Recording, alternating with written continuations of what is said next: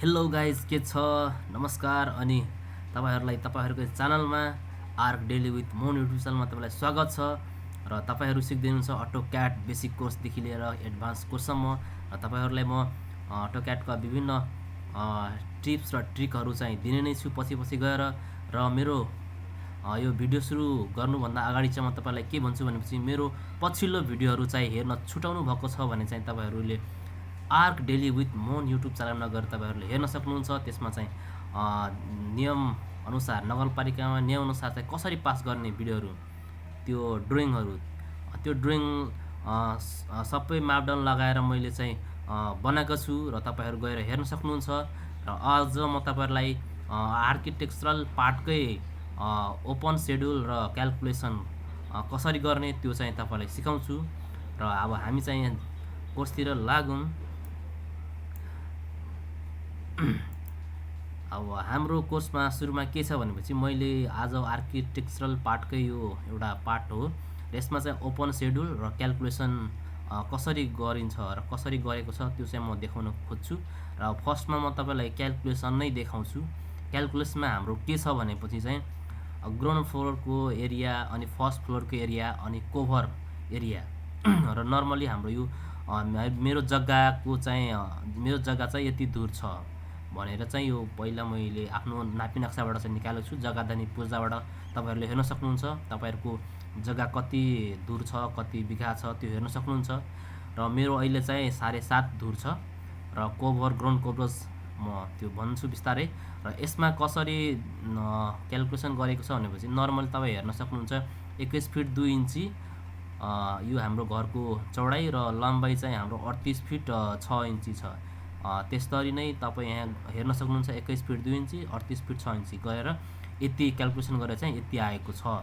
र त्यसपछि चाहिँ हाम्रो सेकेन्ड फ्लोर मतलब फर्स्ट फ्लोरमा चाहिँ हाम्रो नर्मली यति मात्र घर बनेको छ त्यही भएर हामी त्यतिको मात्र हामीले चाहिँ क्याल्कुलेसन गर्नुपर्छ। जस्तै कि 11 फिट 9 इन्ची अनि चौडाइमा 41 फिट 6 इन्ची। त्यसै गरी हामीले चाहिँ फर्स्ट फ्लोरको लेन्थहरु गुणा गरेर यति आयो।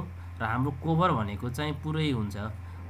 नर्मली हाम्रो यो देखि लिएर हाम्रो नर्मली कोभर हेर्नुभयो भने हेर्नु त 21 फिट 2 इन्ची यो पुरै छोपेको भागलाई घरले कति स्ल्याबले छोपेको छ नर्मली पुरैले छोपेको छ हाम्रो यो हेर्न सक्नुहुन्छ 21 फिट 2 इन्ची अनि नर्मली चाहिँ 41 फिट 6 इन्ची हेर्न सक्नुहुन्छ।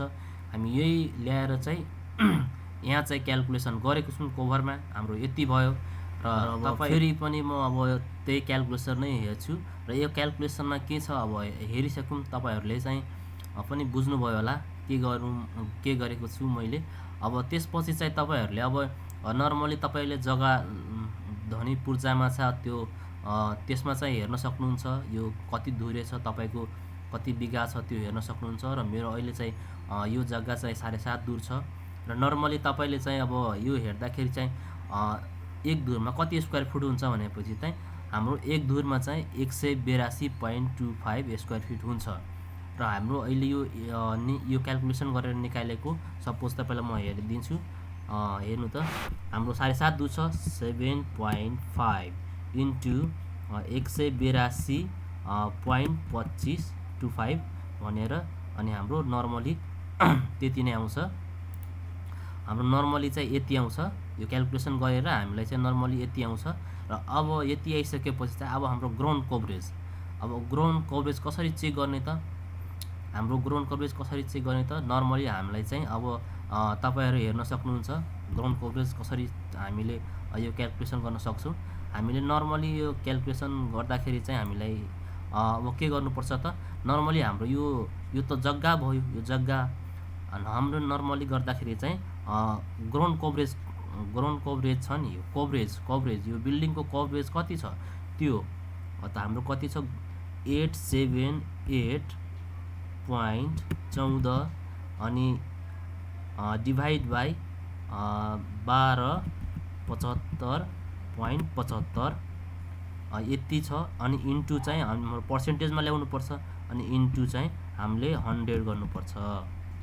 अनि यति गरिसकेपछि तपाई हेर्न सक्नुहुन्छ यहाँ 68.83 अनि 68. 83% हाम्रो चाहिँ आयो। अनि हाम्रो के नगरपालिकामा नियम के छ भनेपछि चाहिँ तपाईँको यो प्लटको एरिया र यो एरियालाई डिभाइड गरेर इन्टु 100 गऱ्यो भने चाहिँ जति पर्सेन्ट हाम्रो कति पर्सेन्टसम्म घर बनाउन सकिन्छ भनेपछि नगरपालिकामा नियम तोकिदिएको छ। हाम्रो लगभग 70%सम्म चाहिँ 70% भन्दा कमै चाहिँ त्यसमा चाहिँ आयो भने चाहिँ यो ग्राउन्ड कभरेज आयो भने चाहिँ मात्र घर बनाउन पाउँछ भनेर भनेको छ। त्यति एरियामा चाहिँ त्यति पर्सेन्ट एरियामा चाहिँ मात्र घर बनाउन त्यो भनेको छ नगरपालिकाहरूले सबैले हाम्रो नेपालमा चाहिँ। अनि हाम्रो त यति आएछ र अहिले 70% चाहिँ घर बनाउन पाउँछ, त हाम्रो यति आएको छ। त्यही भएर हाम्रो चाहिँ अब यो घर चाहिँ पास हुन्छ भनेर चाहिँ बुझ्नुपर्छ। अब अर्को यो कुरा त तपाईँहरूले बुझ्नुभयो होला सायद। बुझेन भने कमेन्टमा चाहिँ फेरि भन्नु होला, म फेरि अझै राम्रोसँग चाहिँ गरेर चाहिँ तपाईँले बुझाउने छु। र क्याल्कुलेसन तपाईँहरूले बुझिसक्नुभयो होला। र अब चाहिँ यो ओपन सेड्युल अब के गर्ने भनेपछि हाम्रो यो डोर यो डी डोर 2 फिट 6 इन्चीको यो नर्मली चाहिँ हाम्रो स्ट्यान्डर्ड नै हो। र मैले चाहिँ युज गरेको डोरहरू चाहिँ यसमा ओपन सेड्युलमा चाहिँ देखाउनुपर्छ। अब D1 डोर मैले कतिवटा लाएँ अब तपाईँलाई गन्दै भनिदिन्छु। नर्मली तपाईँले अब कतिवटा भनेपछि यो डी टोयलेटको 2 फिट 6 इन्चीवाला चाहिँ एउटा भयो, अनि यो चाहिँ दुईटा 2 फिट 6 इन्चीवाला चाहिँ हेर्नु त यहाँ 2 फिट 6 इन्चीवाला चाहिँ हाम्रो दुईटा छ। अब यसलाई नै कपी गरेर यसरी गएर अनि तपाईँलाई दुईटा लेखिदिनु पर्छ यसरी।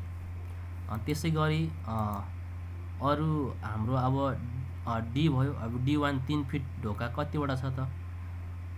D1 एउटा दुईटा तपाईँ हेर्न सक्नुहुन्छ, दुईटा तीनवटा चारवटा, तीनवटा भयो यसमा, अनि तीनवटा, अनि यसमा चारवटा, अनि पाँचवटा। अनि यहाँ गएर चाहिँ हामीले चाहिँ यसरी